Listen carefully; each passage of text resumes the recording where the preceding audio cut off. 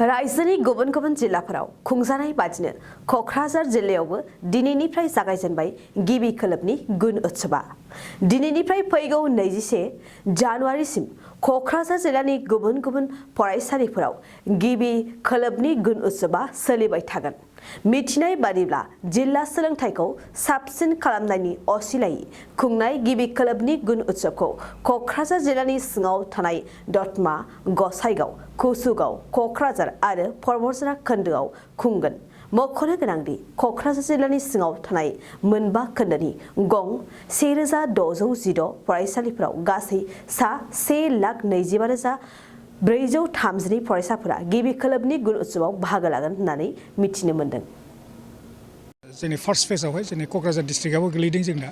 दा बेवहाय गासिबो प्रिपेरेसना जाजोब्बाय आरो इतिमध्ये आराम्भबो जाबाय। गासिबो जोंनावहाय गासै कक्राझार डिस्ट्रिक्टआवहाय 1616 स्कुल दङ आरो बेवहाय 1,25,000 माने फरायसाफोर दङ।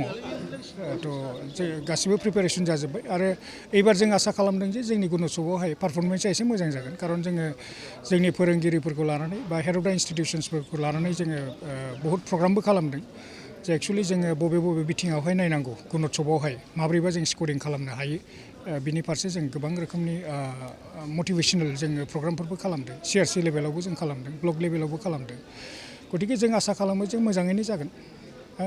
मा बिथिं नोजोर होनाय जागोन? बिसेसकै स्कलास्टिकनि सायावहाय स्कलास्टिकनि सायाव, खारन बेहाय 90% दङ। बाखिथ' नोङो ओरैनो जेनेबा जोंहा मा होनो बेखौ 5%आ जाहैबाय जोंहा माबा क' स्कलास्टिक आरो 5%आ जोंना बै कमिउनिटि पार्टिसिपेसनाव दङ आरो कमिउनिटि पार्टिसिपेट खालामनाय। गतिके जोंनाथ' कमिउनिटिसआथ' पार्टिसिपेट खालामखायो फरायसालिफोराव, बेहाय जोंहा प्रब्लेम गैया। बाखि प्रब्लेमा जाहैदों जे जोंना गोबां हयथ' स्टुडेन्टफ्रानो एसे रिडिं स्किला बारा गैया। ओंखायनो बेवहाय जोङो बिसोरखौहाय रिडिं स्किल, मेइनलि रिडिं स्किलावहाय इम्परटेन्स होनांगौ होननानै गथ'फोरखौ जोङो बेवहाय माने स्ट्रेस होनाय जादों आरो लोगोसे निउमारेसि नङा होमबा बेफोराव। गतिके जों आसा खालामो एबार मोजां जागोन आरो बेबायदि। नोंथाङा सानाय सुनाय बेरामनि जेंनायाव गोग्लैदों नामा? जुदि नोंथाङा सानाय सुनाय दंब्ला जिंगा सिनांगौ गैया। चिरां जिल्लानि बेंटल गेट साफागुरियाव दायो SI निउर' थेरापि सेन्टार दंसै। बे थेरापि सेन्टाराव नोंथाङा गोरलैयैनो देहानि सानाय सुनायखौ फाहामथाय लानो हागोन।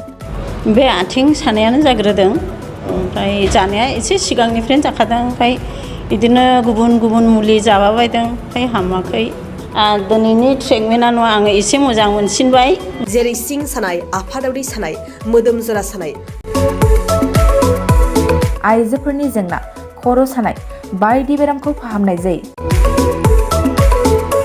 लोगोसेयैनो बे सेन्टाराव थानानै फाहामथाय लानो हानायनिबो सुबिदा खालामदों।